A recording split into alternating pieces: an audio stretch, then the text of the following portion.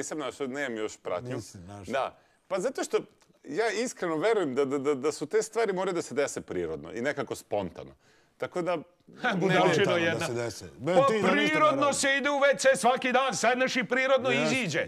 Ali nekad moraš da poguraš, čoveče Boži. Ako može prirodno je dobro, ali što kaže Đorđe, moraš pogurati da dođe. Jel me razumeš šta ću da ti kažem? Moraš se napregnut se moraš malo. Ali opet, mislim, možda baš tada, u toj prelepoj noći, najlepšoj u godini, možda baš tad kad se poklope kazaljke, se i poklope pogledi dvoje mladih, pa razumete? A mora dođe Stevovi šehrnat pa ti zvizne šamarčinu jednu. Napićeš se do 11, 11:15, ti si slabašan za piće. Već ćeš se onesvestiti oko 12. Donećete kući. Slušaj me, kao starijeg čoveka i tvog prijatelja, kolegu s posla da ne kažem. Dobro. Samci ranije iziđu. 30. već budu u gradu, spremni na sve. Tu se hvata pravo žensko. Vatreno!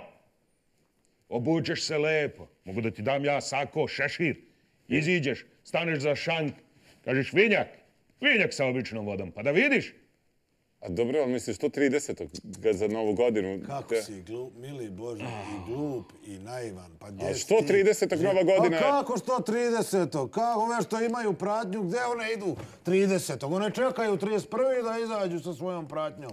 Ali ove što nemaju, one čekaju, to im je zadnja šansa da nađu nekog da dočeka. Poslednja šansa. Jedno drugoj govore, baš mi je drago s tamo što ću prevesti Novu godinu. A lažu. Lažu.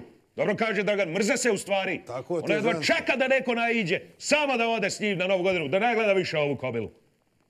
Tu ulaziš ti. Ljubim ruke, fralajn. Da li biste želeli sa mnom na proslavu Nove godine?